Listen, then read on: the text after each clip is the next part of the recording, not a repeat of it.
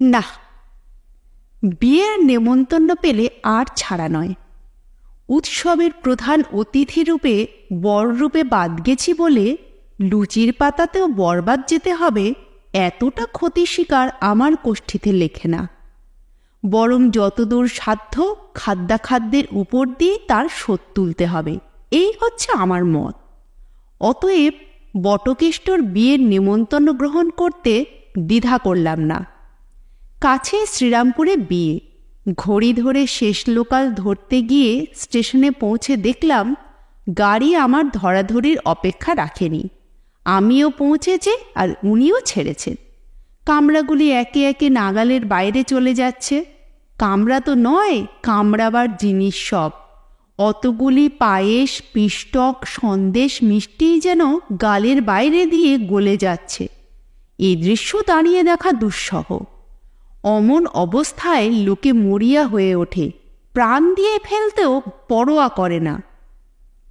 অন্ধ ইচ্ছার বশে বাহ্যজ্ঞান শূন্য হয়ে আমিও অচিরে চলমান ট্রেনের উপরে কোনো রকমে নিজেকে টেনে এনে নিক্ষেপ করেছি। একেশ্বর নেতাকে জনসমুদ্রে ঝাঁপিয়ে পড়তে দেখেছ? না দেখে থাকলে শ্রদ্ধানন্দ পার্কের উপরে লক্ষ্য রেখো। শ্রদ্ধা এবং আনন্দ দুই একদিন টের পাবে। জনসমুদ্রকেও ঝাঁপিয়ে পড়তে দেখা যায় এক এক সময় একমাত্র ফুটবল রেফারির উপরে। কিন্তু আমার বেলায় যেন দুইয়ের যোগাযোগ ঘটল। আমিও লাফিয়ে পড়লাম আর অসংখ্য বাহুও ঝাঁপিয়ে এলো সেই সঙ্গে। হাতাহাতি হয়ে জানালা ভেদ করে কি করে যে কামরার গর্ভে পা দিলেন জানি নে।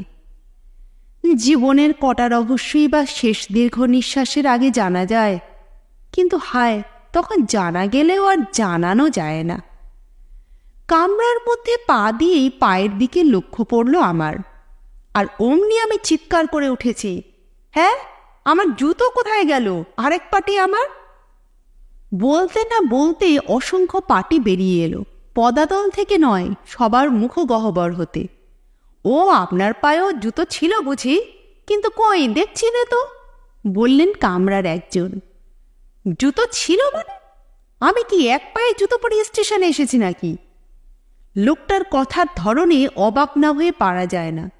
কেউ কি এক পায়ে জুতো পরে নেমন্তন্ন খেতে যায় মশাই? খাবেন তো মুখে, তার পায়ের সঙ্গে কি?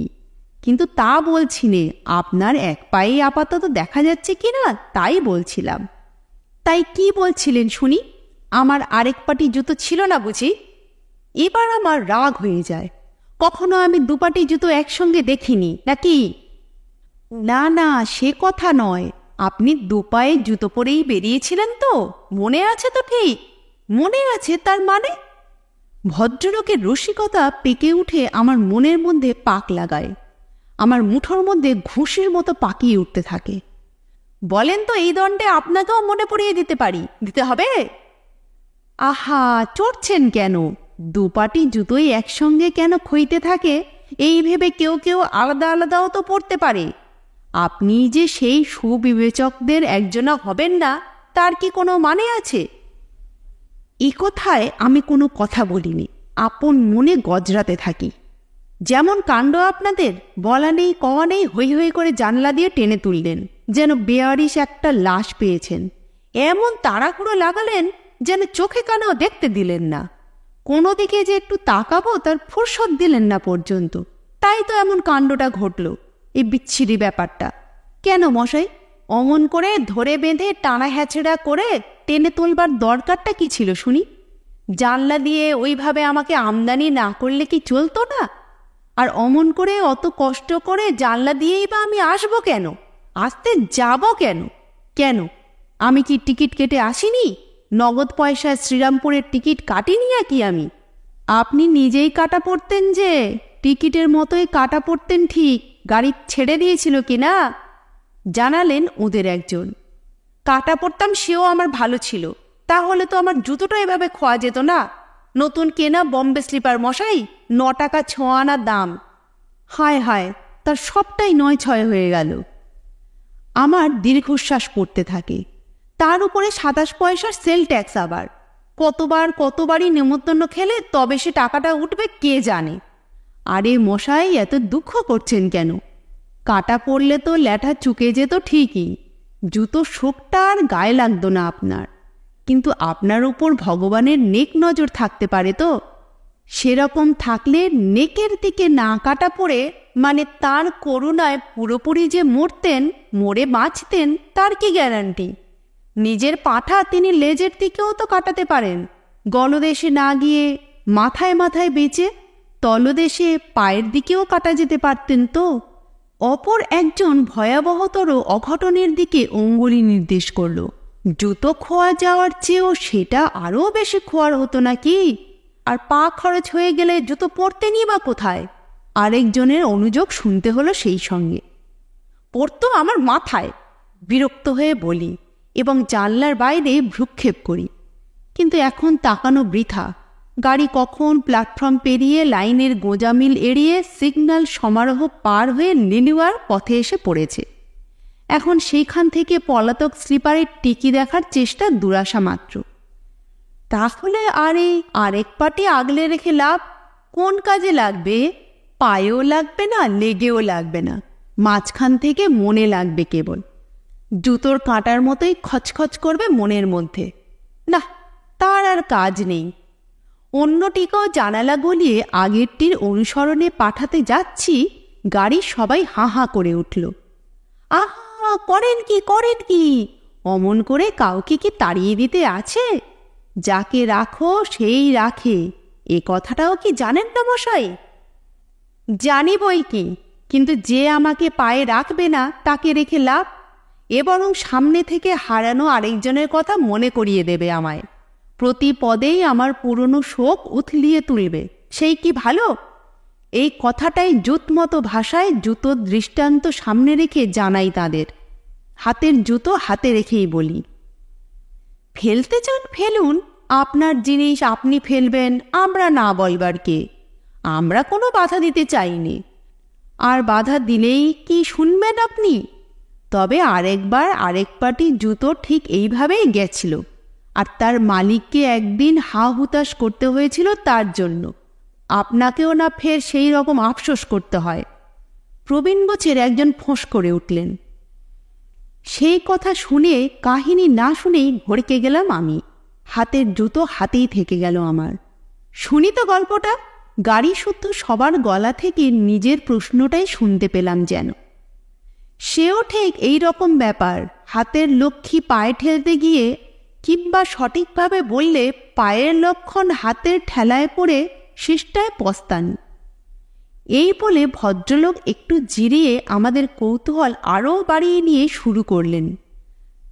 শরৎচন্দ্রের নাম শুনেছেন তো? সাহিত্য সম্রাট শরৎচন্দ্র, তাঁরই গল্প।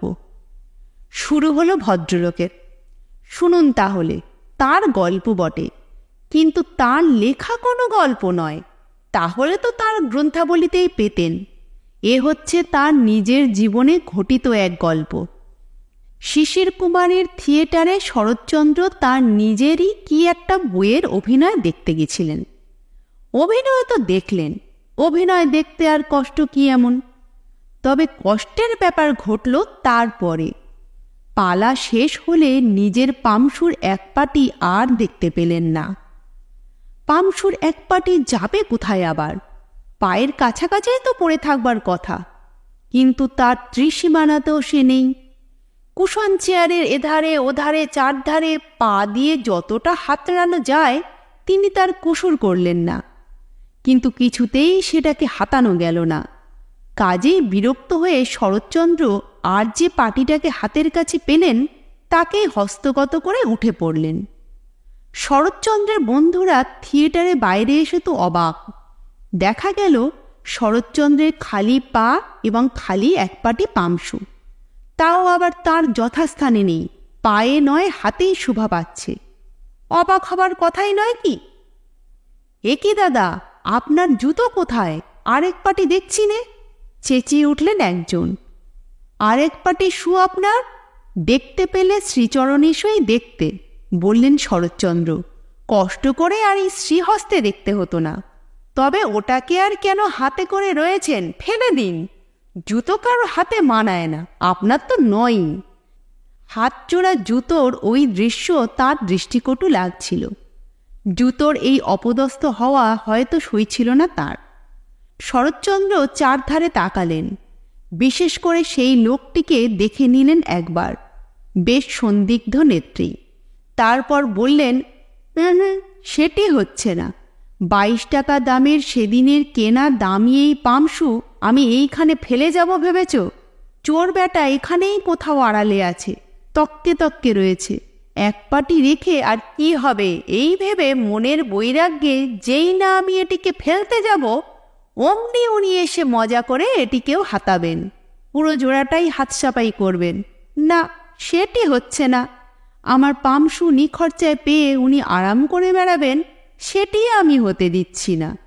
আমি বাড়ি নিয়ে যাচ্ছি। এই বলে আশপাশের চোরের আশায় ছাই দিয়ে বিজোড় জুতোটাকে বগল দাবা করে বাড়ির দিকে তিনি রওনা দিলেন। তারপর কি হলো? গাড়ি শুদ্ধ সবাই আমরা কৌতূহলী হলাম। ভদ্রলোক একটু দম নিচ্ছিলেন। শুনুন না, সে কথাই তো বলছি। চোর হচ্ছে অনেকটা চোর কাঁটার মতো, কাপড় চোপড়ের কোথাও যদি লাগে তো ছাড়ানো দায়। সে সময় তিনি কলকাতার অপর পারে হাওড়া পেরিয়ে বাজেশিবপুরে থাকতেন। তখন ছিল সাবেক হাওড়ার পুল, গঙ্গার উপর দিয়ে ট্রামের যাতায়াত ছিল না, হেঁটে পুল পেরোতে হতো। হাওড়া পুলের মাঝামাঝি এসে শরৎবাবুর মনে হলো, জুতোর লোভে লোভে চোরটা তার পাছু পাছু আসছে না তো। শেষটায় একটা জুতোর ছুতো এসে তার বাড়ির খবর জেনে আরও সব তার দামি জুতোদের না ভাগ করে যায়। না, বেনো জল ঘরে এনে ঘরের জল বার করে দেওয়া কোনো কাজের কথা নয়। এই কথাই তিনি ভাবলেন। ডিটেকটিভ বইটাই শরৎচন্দ্রের পড়া ছিল নিশ্চয়ই। চোর যে অদৃশ্যভাবে তাকে ফলো করে আসছে সে বিষয়ে তার অনুমাত্র সন্দেহ ছিল না। আরও ফলো করে তার বাড়ির খবর পেয়ে শেষ পর্যন্ত ব্যাটার বরাতে আরও বেশি ফলদয় হোক, এটা তিনি বাঞ্ছনীয় বোধ করলেন না। বাজেশিবপুরে কাজের লোকের আমদানি কেন রে বাপু? তিনি করলেন কি, হাওড়া ব্রিজ পেরোনোর কালে মাঝগঙ্গায় খুব খটা করে চোরকে দেখানোর খাতিরেই, বুঝতেই পারছেন, সেই অবশিষ্ট অসহায় একমাত্র পামসুটিকে একেবারে জলাঞ্জলি দিলেন।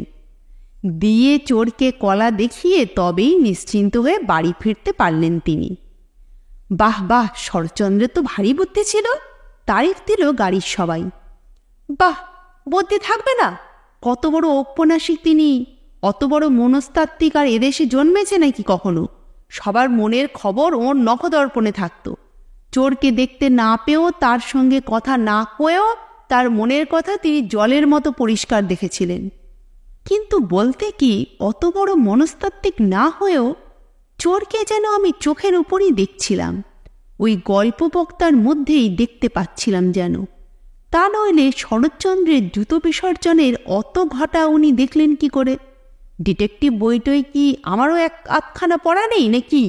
আমি কুটিল নেত্রে কথকের দিকে তাকাতেই তিনি জুতোর কথাটা চাপা দিলেন অন্য কথায়। পরের দিন শিশির কুমারের আগমন হলো শরৎচন্দ্রের বাড়ি। তার হাতে একটি প্যাকেট এবং মুখে প্রশ্ন, বলতে পারেন শরৎদা, কি আছে এর ভেতর? এখন শরৎচন্দ্রের মতো মনস্তত্ত্ববিদ দুনিয়ায় খুব বিরল ছিল। আপনারা যদি তার গ্রন্থাবলী পড়ে থাকেন তো আমাকে তার পরিচয় দিতে হবে না। তার বইয়ের নায়ক নায়িকাদের মনের কথা তিনি গণৎকারের মতো বলে দিতেন। কিন্তু দুঃখের বিষয়, প্যাকেটের মন বলে কোনো বস্তু নেই। প্যাকেট তো আর প্রাণী নয়, মনুষ্যও না। অতএব তার অন্তরের কথা তিনি বাতলাবেন কি করে? কাজেই অত্যন্ত স্বভাবতই তার নিজের মনে তখন যে তত্ত্বের উদয় হয়েছিল, প্যাকেটের মনস্তত্ত্বরূপে সেই কথাই প্রকাশ পেল। কোনো খাবার দাবার বুঝি? শুধলেন শরৎচন্দ্র। না দাদা, আপনার সেই আরেক পাটি কোন ফাঁকে আপনার কুশনের তলায় গিয়ে সেদিয়েছিল, আর চেয়ারগুলো তোলা নাড়ার সময় ধরা পড়েছে। ফেরারি আসামিকে আপনার হাতে সমর্পণ করতে পাকড়ে নিয়ে এসেছি। এরপর শরৎচন্দ্রের মনস্তত্ত্ব কিরূপ হয়েছিল তা অনুমান করার ভার আপনাদের উপর। তার গ্রন্থাবলী যদি পুনঃ পুনঃ আপনাদের পড়া থাকে তাহলে তা টের পেতে খুব বেশি বেগ পেতে হবে না আপনাদের। এই বলে উক্ত ভদ্রলোক নিরস্ত হলেন। আমি জুতো হাতে উঠে পড়লাম। গাড়ির মধ্যে এধারে ওধারে চারধারে খোঁজাখুঁজি লাগিয়ে দিলাম। এর মোচকা, ওর পুঁটলি, তার ট্রাঙ্ক, তোরঙ্গ, লটবহর সব নড়িয়ে সরিয়ে দেখতে লাগলাম। এমনকি ওই কথক ভদ্রলোককেও একবার তুলে দেখতে দ্বিধা করলাম না। কিন্তু না, কোথাও নেই। ওই ভদ্রলোকের তলাতেও না। একধারে গোটা কতক শিশি বোতল ঢেরি করা ছিল, সেগুলোকেও ভালো করে নেড়েচেড়ে দেখা হলো। শরৎচন্দ্র শিশির সৌজন্যে তার হারানো মানিক ফিরে পেয়েছিলেন, আমিও যদি এই সব শিশির দৌলতে পেয়ে যাই। কিন্তু হায়, হাওড়া স্টেশনেই যে হাওয়া হয়েছে তাকে উত্তরপাড়া পেরিয়ে কামরার মধ্যে পাওয়ার চেষ্টায় বৃথা। অগত্যা আর উপায়ন্তর না দেখে এবং সেই একমাত্র স্লিপারকে বারংবার দেখে দেখে অসহ্য বোধ হল। ধুত্তর বলে হতভাগ্যকে সবেগে জানলার বাইরে উধাও করে দিলাম, কারো আবেদন নিবেদন বাধা নিষেধ বাদ প্রতিবাদে কান না দিয়ে। সুজুতোর সঙ্গে আমার ছোটবেলা থেকেই আড়ি, তাদের পরলেই আমার পায়ে ফোসকা পড়ে, তাই আধুনিক চটি।